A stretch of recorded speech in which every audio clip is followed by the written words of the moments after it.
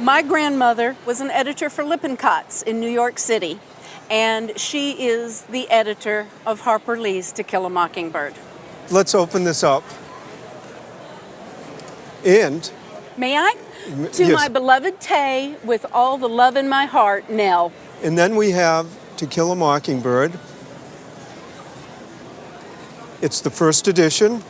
Good. Now, there are a few things also about the first edition of To Kill a Mockingbird. It was done in 1960, but on the dust jacket, this is in green in the true first edition. So that's important. Okay. So the dust jacket on the book is in good condition. Okay. It's a little bit worn, but we can live with that. Tell us a little about the signature and your relationship. Well, we always knew Harper Lee as Nell, and that's why it's signed that way, and that's the way we always used to address her. My mother threw some of the best cocktail parties in Tuscaloosa, just down the road a piece. When the book came out, she invited her mother, my grandmother, and Nell to come down for a party to celebrate the book. I was about 6 or 7, and I was allowed to go to the cocktail party if I acted like an adult. Yeah. Well, I gather I did pretty good until I did something wrong. And I got kicked out of the party, and I had to go sit on the back porch. Who comes to sit with me but Nell? No. Nell Harper Lee, and we sat on the back porch and talked for I don't know how long, I don't know what we talked about, but the story has been handed down in my family. And how did you happen to get this copy? Because I inherited it from my grandmother. Well, first of all, when you get into To Kill a Mockingbird, it's one of the most important books of the 20th century. It certainly I is. mean, it gets into the civil rights, the law, the way it was in the South, and of course, it's an Alabama item, and we're in Birmingham.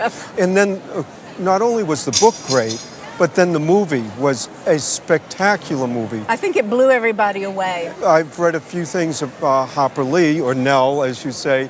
First of all, she was surprised the book was a success to start with.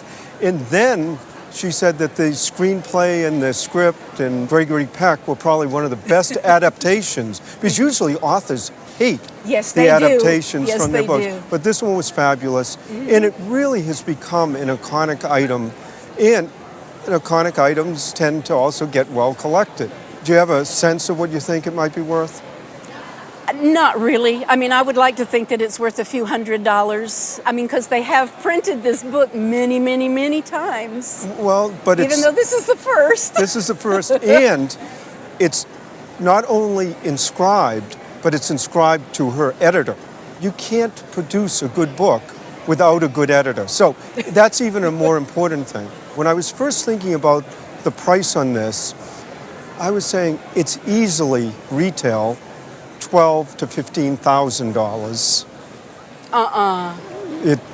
And then be still my heart.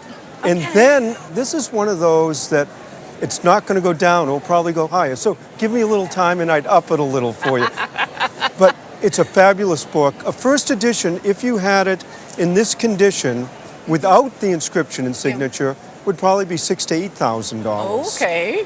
That inscription and signature, I mean, it's just fabulous. It's one of the best you could get.